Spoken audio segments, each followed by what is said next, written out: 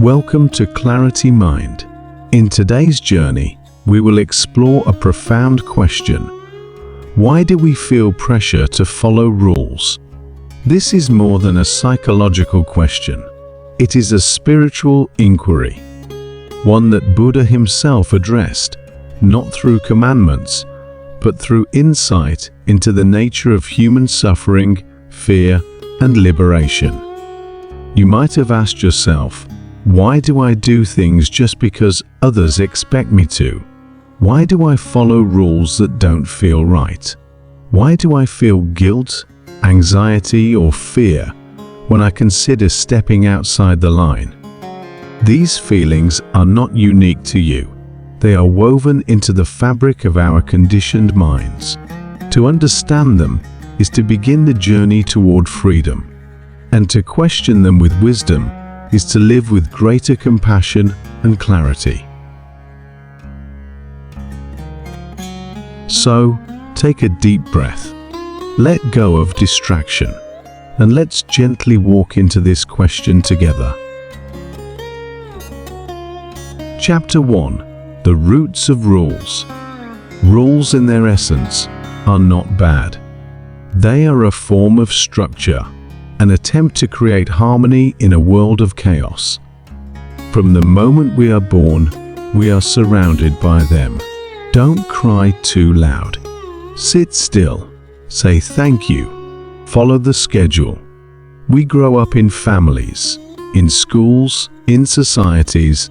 Each has its own set of expectations, and early on, we learn a deep subconscious lesson. Approval is given when we obey. Disapproval comes when we don't. This creates a survival link between obedience and love. We start to believe, if I don't follow the rules, I won't belong. I won't be safe. I won't be loved. The Buddha saw this conditioning clearly. He saw how attachment to praise and fear of blame created inner bondage. He described it as being caught in the winds of gain and loss, praise and blame, fame and disrepute. We can ask, is it the rule itself that controls us, or our fear of what happens if we break it? Chapter 2. Social Pressure and Identity. As we grow, the pressure to follow rules becomes internalized. It's no longer just our parents or teachers watching. It's us. Our own minds take over the role of the enforcer. This is what modern psychology calls the inner critic. Buddhism might refer to it more broadly as the deluded mind, the part of us that identifies with fear and ego. Social pressure becomes invisible, yet powerful. We wear masks to fit in. We play roles we didn't choose. In the Dhammapada, the Buddha says, better than 1,000 hollow words is one word that brings peace. This teaches us something radical. Truth and peace matter more than approval, more than conformity. But to live that truth, we must confront the discomfort of stepping away from the crowd. How many times in your life have you silenced your truth just to keep peace? How many times have you obeyed, not out of wisdom, but out of fear? You're not alone. Chapter 3. The Illusion of Control. Rules often give the illusion of safety. We think, if I follow the rules, nothing bad will happen. But the Buddha saw clearly that all conditioned things are impermanent. No rule, no routine, no social expectation can protect us from the reality of change. People followed every rule and still suffered. Others broke the rules and found freedom. This doesn't mean we should become rebels without cause. It means we must understand the intention behind rules. Are they rooted in compassion or in control? Buddhism teaches us to look not just at the action, but the intention behind it. If a rule arises from greed, hatred, or delusion. Even if it's legal, it may not be wise. In the Vinaya, the monastic code, the Buddha created guidelines for his monks and nuns. But he never demanded blind obedience.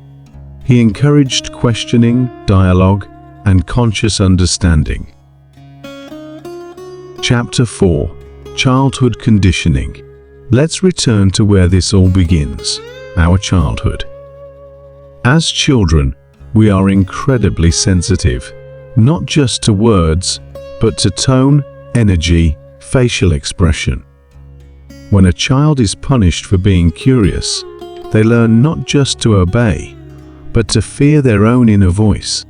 Buddhism emphasizes sati, mindfulness, to be fully present, to observe, to be aware. But what happens when we are taught to disconnect from our inner world in order to survive externally? The child who once questioned everything becomes the adult who follows silently. This is not a flaw. This is learned. And what is learned can be unlearned. Chapter 5. Attachment to identity. One of the most subtle pressures to follow rules comes from our own identity. I am a good person, so I must do what is expected. I am a spiritual person, so I shouldn't get angry. We attach to roles, identities, images, and when a rule threatens that identity, we feel anxiety. Not because we fear the rule, but because we fear losing who we think we are. But the Buddha taught anatta non-self, that who we are is not fixed, that we are not our roles, not our labels. Imagine the freedom of not needing to prove anything, of acting from wisdom, not fear. That is the path of awakening. Chapter 6. Breaking the inner chains. So how do we begin to free ourselves from the pressure? We don't begin by rejecting all rules. We begin by observing, noticing, asking, why am I doing this? Is it from love or fear? Is this rule serving my freedom or feeding my anxiety? The Buddha emphasized the middle path. Not blind obedience, not reckless rebellion, but wise understanding, mindfulness, reflection, meditation. These are not escapes. They are tools to see clearly the rules we have swallowed without tasting. Chapter 7. The Buddha's life as a rebellion. Buddha himself broke the biggest rule of his time. He walked away from everything. His status, his privilege, his identity as a prince, all abandoned in search of truth.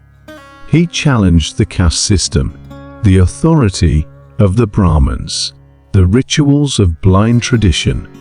Yet, he did not do this with anger. He did it with clarity. He saw suffering and sought its end. And through that, he gave us not new rules, but a path, the Eightfold Path. A way of living guided by wisdom, ethics, and mental discipline. He didn't say, obey me. He said, ihipasiko, come and see for yourself. Chapter 8. Living wisely with rules. Rules are not the enemy, but unconscious obedience is. Some rules protect life, others suffocate it. So we ask, does this rule lead to more compassion, more truth, more freedom? If yes, then follow it not as a prisoner, but a wise being. If no, then question it, gently, fearlessly, mindfully. To live wisely within or beyond the rules is to listen to the deeper voice inside, the voice that the Buddha helped us rediscover. Chapter 9. Reflection and Guided Silence. Let us now turn inward. Sit comfortably, Close your eyes. Breathe deeply. Reflect. What rules have shaped your life? Which of them no longer serve you? Can you feel the pressure in your body? The tension of obedience? Now, with each breath, release it. Let go of the need to please. Let go of the fear of disapproval. Feel the stillness beneath the rules. Feel the freedom that arises when you rest in awareness.